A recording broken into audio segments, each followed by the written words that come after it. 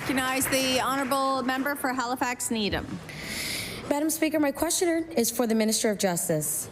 Corrections officers are facing a severe and ongoing staffing shortage that puts them and everyone else living and working in the Burnside facility at risk. Recent court challenges show the impact of this. In one recent example, already mentioned by my colleague, an inmate was kept in his cell 22 hours a day for 38 days.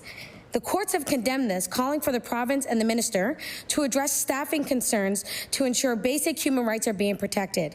My question to the minister is, how did it get to this? How did shortages get so bad under his watch that Nova Scotia has become a national embarrassment for its inhumane and illegal treatment of inmates? The Honourable Minister for Justice. Yeah, thank you very much, Speaker. And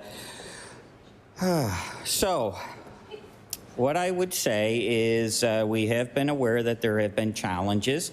I have reached out personally to the union and said that I'm willing to work personally with them to try to address some of those challenges. As I've said previously, we recently hired 33 new officers. We currently have 45 correctional officers who are undergoing training now. We have an open-ended, across this country, we have an open-ended postings trying to recruit, and we'll continue to work with the union as well as the correctional officers to try to ensure that we fill and keep people at work. Thank you. I recognize the honourable member for Halifax Needham. Thank you, Madam Speaker, and I thank the minister for his response, because as we've heard, Richard Murray took his own life on January 15th while he was an inmate at the Burnside Correctional Facility. His family is clear. His death was directly related to staff shortages that forced officials to lock down inmates.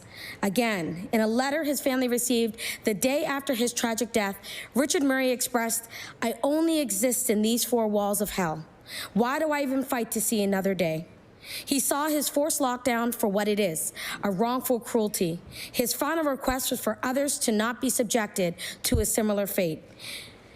In the spirit of working towards a better system, will the minister commit to having a public report on the death of Richard Murray?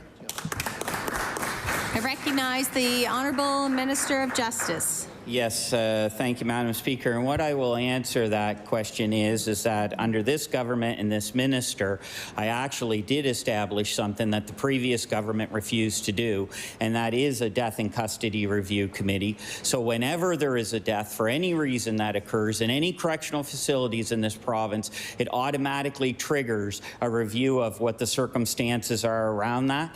And I don't want to get into particulars around any death or any individual case or person, but what we've done, every death in custody is now reviewed